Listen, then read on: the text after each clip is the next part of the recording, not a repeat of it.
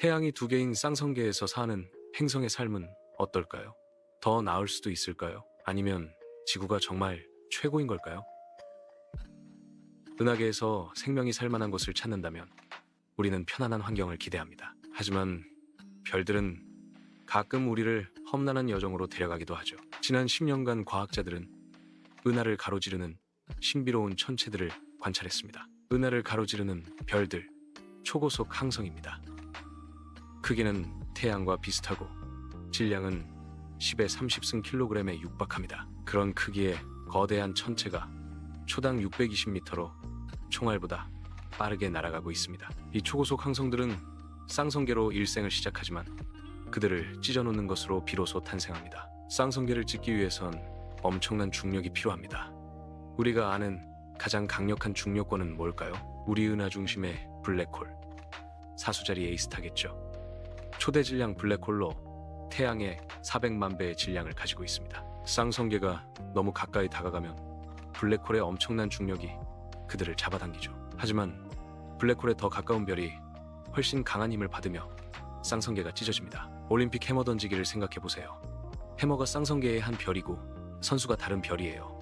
줄이 두 별을 연결하는 중력입니다. 줄을 끊으면 어떻게 될까요? 한 별이 엄청난 속도로 날아가 버립니다. 줄이 끊어지면 쌍성은 영원히 분리됩니다. 하나는 블랙홀의 중력에 갇히고 다른 하나는 은하 밖으로 튕겨나가죠.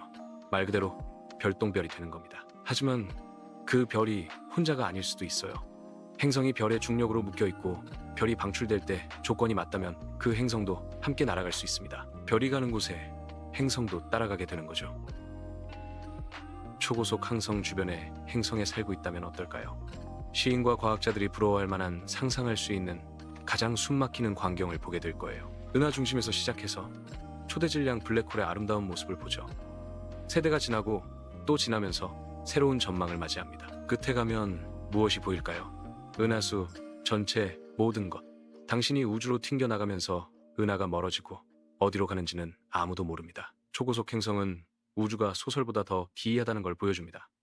별과 항성계에 대해 더 알아갈수록 우리는 깨닫죠. 공상과학 작가들의 가장 환상적인 상상도 자연이 만들어내는 것에는 못 미친다는 걸요. 이 초고속 항성과 행성은 일생일대의 여행을 떠납니다. 하지만 은하 중심에 갇힌 다른 별, 초대질량 블랙홀 옆에 묶인 별은 어떻게 될까요? 그 별도 행성을 거느릴 수 있습니다. 하지만 그 세계는 시간이 얼마 남지 않았어요. 그 별 주변을 도는 행성이 있다면 그 행성은 블랙홀 주변을 도는 별 주위를 돌게 되는 거죠.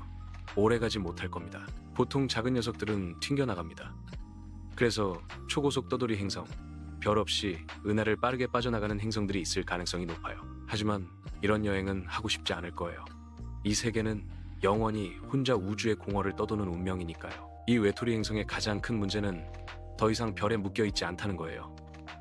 표면이 얼어붙을 가능성이 높습니다. 쌍성계는 행성에게 기이한 환경을 만들어줍니다.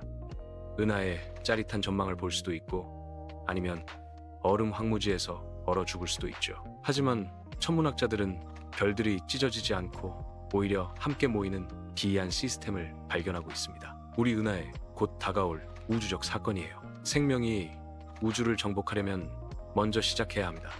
지구의 생명을 보면 모두 공통 조상을 가졌을 가능성이 있어요. 생명은 한 지점에서 시작해서 가지를 뻗어나갔고 우리가 보는 모든 종류의 생명이 되었습니다. 하지만 어떻게 시작했을까요? 첫 번째 질문 바이, 생명은 무엇으로 만들어졌을까요? 가장 기본적인 구성 요소는 화학 원소입니다. 우주에 대해 제가 아는 건 이겁니다. 물리 법칙은 어디서나 같고 화학 조성과 원소도 어디서나 같아요. 우주는 이 원소들을 빅뱅이 아니라 별에서 만들어냅니다. 별의 일생 동안 원소들이 만들어지고 별이 죽으면 초신성 폭발로 이 원소들이 우주로 퍼집니다. 생명의 재료를 온 우주에 뿌리는 거죠. 우리 지구, 우리 태양계를 만드는 모든 재료가 핵융합의 불길 속에서 만들어졌습니다. 별의 죽음이 생명의 탄생으로 이어집니다. 핵심 재료에는 산소, 질소, 황, 인이 포함되지만 생명의 가장 중요한 원소는 탄소입니다. 지구의 모든 생명은 탄소를 기반으로 해요. 탄소가 살아있는 분자의 구조를 형성하죠. 탄소는 믿을 수 없을 만큼 다재다능한 재료로 다른 원소와 결합해서 각각 다른 특성을 가진 긴 사슬, 분자를 만들 수 있습니다. 원소로서 탄소는 방대하고 복잡한 화학을 만들어낼 수 있어요. 그 복잡한 화학이 생명에서 발견되는 거죠. 유기화학. 하지만 기본 유기 분자에서 복잡한 생명체로 가는 건 큰 도약입니다. 솔직히 말하면 우리는 지구에서 생명이 어떻게 시작됐는지 전혀 몰라요. 정말 큰 질문이 있습니다. 비교적 단순한 유기 분자 혼합물에서 어떻게 살아있는 시스템으로 가는 걸까요? 별의 죽음으로 기본 원소가 엄청난 양으로 만들어진다는 건 알지만 어떻게 그 레고 조각들을 연결해서 첫 번째 세포를 만드는 걸까요? 짧은 답은 우리가 모른다는 거예요. 하지만 잠재적인 단계에 대한 아이디어는 있습니다. 유기 분자 사슬이 점점 더 복잡해집니다. 아미노산은 단백질을, 지방산은 인지질을 만들어 세포막을 구성하고 핵산은 유전 정보를 저장하는 분자인 DNA를 생산합니다. 결국 단순한 세포가 나타나요. 세포를 처음부터 만드는 데 필요한 모든 부품이 우주에 존재하는 것 같습니다. 유기, 화합물이 행성, 해성, 가스, 구름 등 도처에서 발견되거든요. 생명의 가장 기본적인 재료가 태양계의 다른 곳에서도 발견됩니다. 그러니까 어디에나 생명이 있을 수 있죠. 2018년 나사가 발표합니다. 다른 행성에서 유기분자를 발견했다고요. 우리가 항상 외계 생명체가 있을 거라고 의심했던 행성, 화성. 나사가 기자회견을 하고 화성에 대한 중요한 결과를 보고할 거라고 하면 모두가 미쳐요. 인터넷이 난리가 나죠. 작은 녹색 외계인의 사진 증거, UFO를 탄 화성인을 찾았다고 말할 거라고 기대하면서요. 세상이 귀를 기울입니다. 모두가 알고 싶어 하니까요. 생명의 증거를 찾았나요? 6년 동안 화성 큐리오시티 로버가 게일 크레이터라는 지역을 탐사했습니다. 고대 생명의 흔적을 찾으면서요. 지구에서 화석을 찾는 것과 비슷합니다. 게일 크레이터는 지구에서 화석을 보존할 수 있는 장소와 다르지 않아요. 아주 좋은 예가 애리조나의 화석화된 숲입니다. 나무처럼 보이지만 실은 전부 돌이지만 원래는 나무였어요. 이 화석은 2억 년 전에 살았습니다. 애리조나의 이 사막지대는 지금 매우 건조해 보이지만 2억 년 전에는 나무와 흐르는 물이 있는 습지였습니다. 화석화된 숲처럼 화성도 시간이 지나면서 변했어요. 게일 크레이터가 35억 년 전에 어땠는지 아세요? 물이 가득 찬 호수였습니다. 오늘날 그 크레이터는 말라버렸지만 암석층에는 여전히 단서가 남아있습니다. 큐리오시티 로버가 그 층을 뚫고 들어가서 드릴로 암석 샘플을 채취하고 내부를 들여다봅니다. 그리고 유기분자를 발견합니다. 유기분자, 생명의 구성 요소지만 생명 그 자체는 아닙니다. 화성에 생명이 있었다는 증거일까요? 아니면 그냥 화학일까요? 이제 잠시 멈춰보죠. 유기분자가 정확히 뭘까요? 탄소를 포함한 분자로 탄소가 수소, 산소, 질소와 결합할 수 있습니다. 이런 조합이 아미노산, 단백질, DNA 같은 생명의 기초를 만들어요. 하지만 유기분자가 항상 생명을 의미하는 건 아닙니다. 운석에서도 유기분자가 발견되는데 생명 없이도 형성될 수 있거든요. 그래서 화성에서 유기분자를 찾는 것은 시작일 뿐이에요. 정말 중요한 질문은 어떻게 생성됐을까 하는 겁니다. 과학자들은 두 가지 가능성을 고려합니다. 첫째, 생물학적 기원. 고대 미생물이 만들었을 수도 있습니다. 둘째, 비생물학적 기원. 화학 반응만으로도 생성될 수 있어요. 어떻게 구별할까요? 한 가지 방법은 패턴을 찾는 겁니다. 생명체는 특정한 방식으로 분자를 만들고 특정 동위원소를 선호하며 특정 구조를 만들어요. 큐리오시티는 계속 조사 중이고 더 많은 샘플을 수집하고 분석하고 있습니다. 하지만 화성 이야기에는 또 다른 전환점이 있습니다. 메탄 전 2013년 큐리오시티가 화성 대기에서 메탄 급증을 감지했어요. 메탄 농도가 10배나 뛰었습니다. 이게 왜 흥미로울까요? 지구에서 메탄의 90% 이상은 소의 소화나 습지의 박테리아 같은 생명체가 만들어요. 화성의 메탄도 생명이 만든 걸까요? 아직 확실하지 않습니다. 화성에서도 메탄을 비생물학적으로 만들 수 있거든요. 화산 활동이나 암석과 물의 반응으로요. 하지만 화성에는 활화산이 없습니다. 그래서 미스터리죠. 여기서 더 이상한 점이 있어요. 메탄이 나타났다가 사라지면서 계절에 따라 변동하는 것 같습니다. 왜 그럴까요? 한 가지 이론은 메탄이 지하에 갇혀 있다가 때때로 표면으로 새어 나온다는 거예요. 또 다른 이론은 화성의 자외선이 메탄을 분해해서 파괴한다는 겁니다. 어쩌면 둘 다일 수도 있어요. 과학자들은 답을 찾기 위해 계속 노력하고 있습니다. 화성의 메탄은 우리에게 무언가를 말해주려고 하는데 우리가 듣기만 하면 되는 거죠. 화성 너머로 가보죠. 다른 별 주변의 행성들로요. 외계 행성, 우리는 수천 개를 발견했고 각각 독특합니다. 어떤 것들은 목성보다 커요. 뜨거운 목성, 별에 아주 가까이 있어서 표면이 수천 도입니다. 어떤 것들은 지구 크기의 암석 행성으로 표면이 있어요. 그중 일부는 생명이 살기에 적당한 거리에 있을 수도 있습니다. 골디락스 존, 너무 뜨겁지도 너무 차갑지도 않은 곳 딱 적당합니다. 하지만 외계 행성을 찾는 건 쉽지 않아요. 별은 밝고 행성은 어둡습니다. 별의 빛이 행성을 압도하죠. 태양 옆에 반딧불을 보려는 것과 같습니다. 그래서 과학자들은 영리한 방법을 사용합니다. 하나는 통과 방법. 행성이 별 앞을 지나갈 때 별빛이 약간 어두워지는데 아주 조금 1%도 안 되지만 충분히 측정할 수 있어요. 케플러 우주망원경이 이 방법으로 수천 개의 외계 행성을 찾았습니다. 또 다른 방법은 흔들림 방법. 행성이 별 주위를 돌면 중력 때문에 별도 약간 흔들려요. 이 흔들림을 별빛의 도플러 효과로 측정할 수 있습니다. 별이 우리에게 다가오면 빛이 파란색으로, 멀어지면 빨간색으로 치우치죠. 이 변화를 측정하면 행성을 찾을 수 있습니다. 두 방법 모두 놀라운 결과를 냈어요. 우리는 이제 수천 개의 외계 행성을 알고 있습니다. 하지만 알고 싶은 게 더 있죠. 그 행성들에 생명이 있을까요?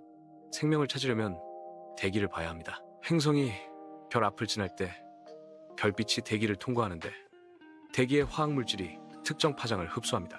우리는 그 흡수를 측정해서 무지개를 만들 수 있어요. 스펙트럼 잭각 화학물질은 고유한 지문을 가지고 있습니다.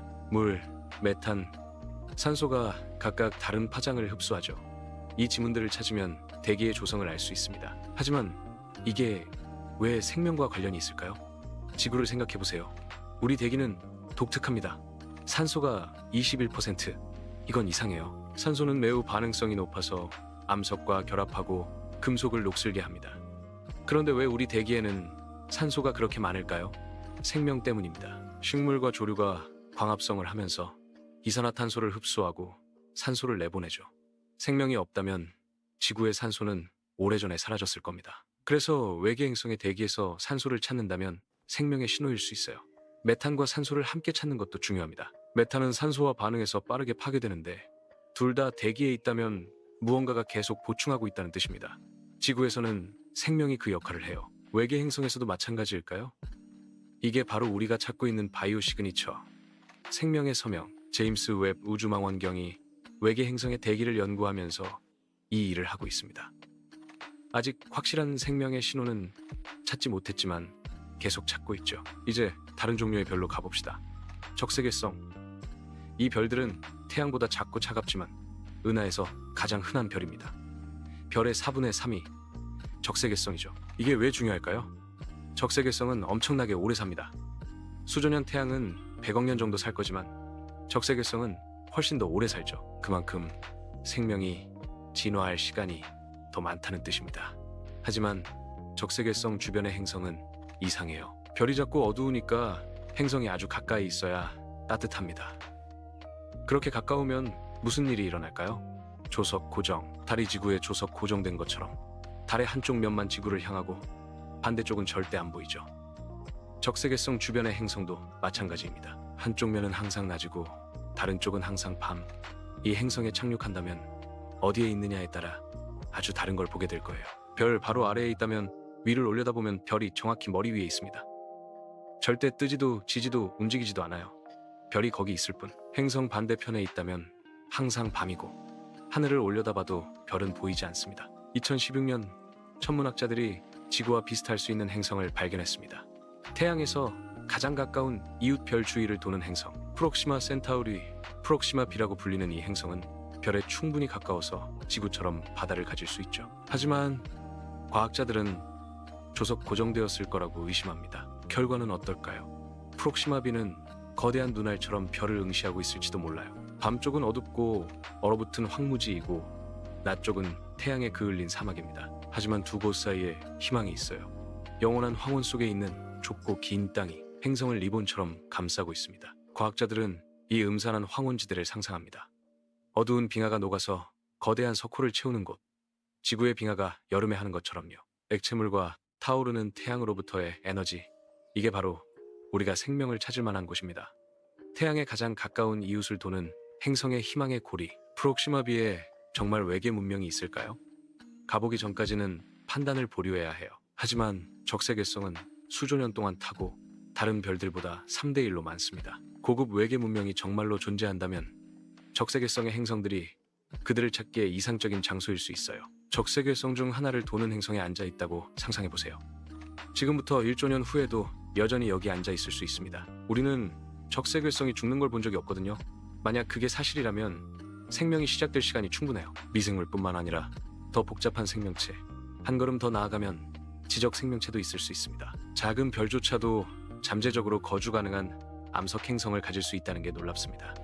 이 세계들이 아무리 이상하게 밝혀지더라도요. 하지만 천문학자들이 더 큰 별로 망원경을 돌리면 놀라움은 계속됩니다. 이 태양 크기의 별들도 행성을 가지고 있고 그중 일부는 가장 이상할 수 있죠.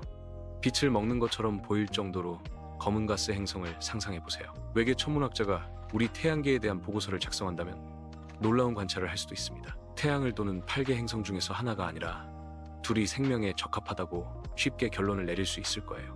실수하기 쉽습니다. 태양은 골디락스 존에 2개의 행성을 가지고 있거든요.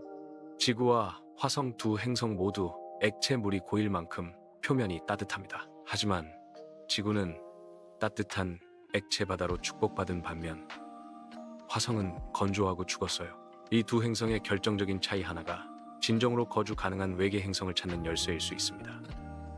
자기 방패. 태양은 끊임없이 치명적인 복사선을 우리에게 던지고 있고 자기 방패, 즉 자기권만이 우리를 구해줍니다. 자기권이 없다면 태양풍이 우리 대기를 날려버리고 대기가 없으면 표면에 액체물이 존재할 수 없어요. 액체물을 가지려면 적절한 온도뿐만 아니라 적절한 압력도 필요합니다. 지금 여기에 대기가 없다면 같은 온도여도 모든 물이 즉시 증기로 끓어오릅니다. 그렇다면 지구의 자기권은 어디서 올까요? 화성은 왜 없을까요? 실은 과거에 지구와 화성 모두 자기권을 가지고 있었습니다. 하지만 화성은 약 40억 년 전에 자기권을 잃었고 생명의 잠재력도 함께 잃었죠. 지구와 화성은 모두 폭력의 영역으로 태어났어요.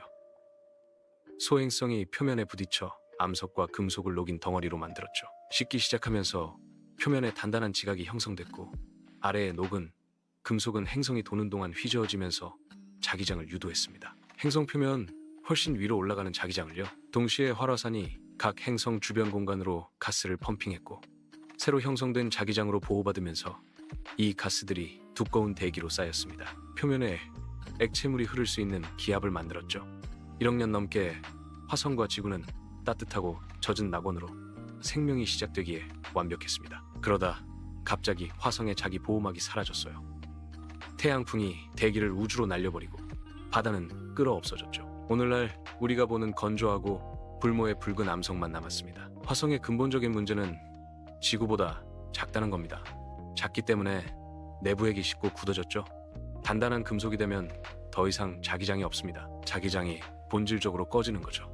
따라서 대기는 태양과 은하계의 나머지로부터 오는 에너지와 복사선에 취약해지고 아마 그냥 날아가 버렸을 겁니다. 표면에 있던 생명이 무엇이든 이제 완전히 노출됐어요. 모든 암석 행성은 언젠가 핵이 식고 단단해지면서 자기권을 잃을 겁니다. 그래서 외계 행성이 살아있는지 알려면 자기권이 아직 활성화되어 있는지 알아내야 해요. 하지만 자기권은 측정하기 어렵습니다. 믿을 수 없을 만큼 약하거든요. 지구는 약 0.5가우스의 자기장을 가지고 있는데 생각해보면 정말 약해요. 냉장고 자석은 약 100가우스로 훨씬 더 강하죠. 외계 행성은 너무 멀어서 이렇게 약한 자기장을 직접 측정할 수 없습니다. 하지만 간접적인 방법이 있어요. 태양풍의 전자가 행성 자기권과 상호작용할 때 전파를 방출해서 우주로 쏘아 올립니다. 행성이 거대한 라디오 신호등으로 변하는 거죠. 천문학자들은 이 신호를 사용해서 거주 가능한 외계 행성을 찾기를 희망합니다. 그뿐만 아니라 신호의 주파수가 행성의 크기도 알려줄 거예요. 거대한 행성, 예를 들어 뜨거운 목성에 자기 신호를 찾는다면 강한 자기장을 가질 거라고 예상되고 따라서 약 100MHz 정도의 높은 주파수를 가질 겁니다. 하지만 지구처럼 약한 장은 100MHz 대신 10MHz의 훨씬 낮은 주파수로 가야 해요. 그런데 10MHz에서 외계 행성을 찾는 것은 독특한 도전을 제시합니다. 지구 자체의 자기권이 그 주파수에서 귀청을 찢는 라디오 소음을 만들거든요. 그래서 라디오를 사용해서 외계 지구를 찾으려면 우주의 접시가 필요합니다. 외계 행성의 자기권을 찾고 싶다면 지구달 시스템 밖으로 나가서 지구 주변을 떠도는 모든 라디오 주파수에서 벗어나야 해요. 새로운 기술과 다가오는 기술들이 많고 과학자들은 궁극적인 목표에 점점 더 가까워지고 있습니다. 제2의 지구를 찾는 것. 10년이나 15년 안에 다른 별 주변의 지구와 그곳의 생명에 대한 데이터를 갖게 될 거라고 해도 놀랍지 않습니다. 곧 보기를 바라요. 그림자, 무지개, 그리고 이제 라디오를 사용해서 우리는 마침내 우리 자신과 똑같은 행성을 탐지할 도구를 갖게 됐습니다. 하지만 지구의 똑같은 쌍둥이를 찾는 서두름 속에서 우리가 뭔가 큰 걸 놓치고 있는 건 아닐까요? 지구가 이상치라면 어떨까요? 거주 가능성의 가장자리에 있는 믿을 수 없을 만큼 운 좋은 장소라면요? 저 밖에 생명에 훨씬 더 나은 다른 종류의 행성이 있을 수 있을까요? 우리는 우주에서 혼자가 아닐 수도 있습니다. 수천억 개의 별과 수조 개의 행성이 있죠. 그중 일부는 생명을 품고 있을 겁니다. 어쩌면 우리보다 훨씬 더 발전했을 수도 있고요. 우리가 해야 할 일은 계속 찾고, 계속 배우고, 계속 궁금해하는 겁니다. 왜냐하면 우주는 우리가 상상하는 것보다 더 이상하고 더 아름답거든요. 그리고 어딘가에 답이 있습니다. 우리를 기다리고 있어요.